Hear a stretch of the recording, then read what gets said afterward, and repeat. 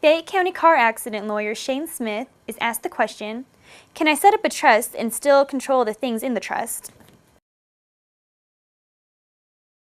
One of the big fears a lot of clients have, and it's a perfectly justifiable fear, is if I put my money in a trust and I need the money later on, will I be able to get it? Will I have access to it? And the thing I tell clients is that depends exactly on what kind of trust we set up.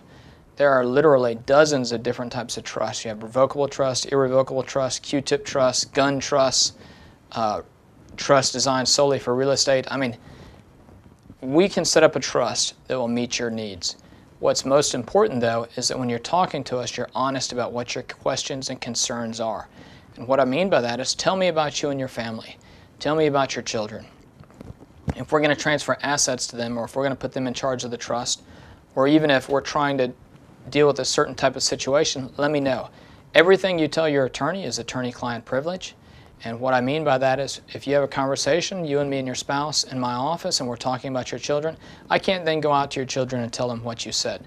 And the reason that's important is, let's say you have 3 children, and one of those children is a chronic alcoholic or a gambler or uses some drugs.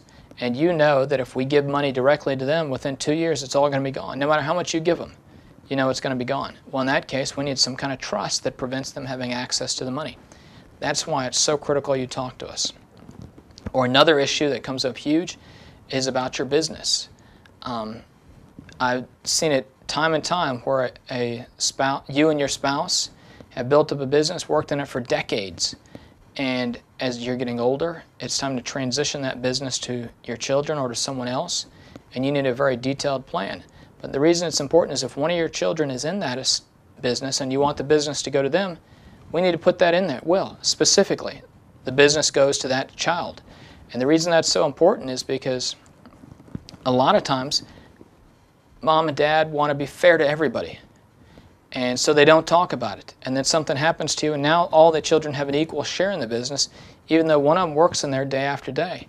Well, the problem is if your business doesn't have a huge pile of cash, there's nothing to pay those other 2 children their inheritance out of the business. And a lot of property owners or business owners know, even if your business is valued at $3 million, you probably don't have anywhere near that much of cash sitting around. You've got it invested in resources, in a building, maybe in accounts receivable, and other inventory. I mean, there are a lot of reasons why your business may be valued at this, but you don't have that much cash.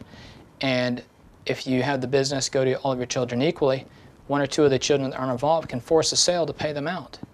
So we need to know the entire situation in your business and in your family so we can give you the right advice so we can set things up the way you want it done.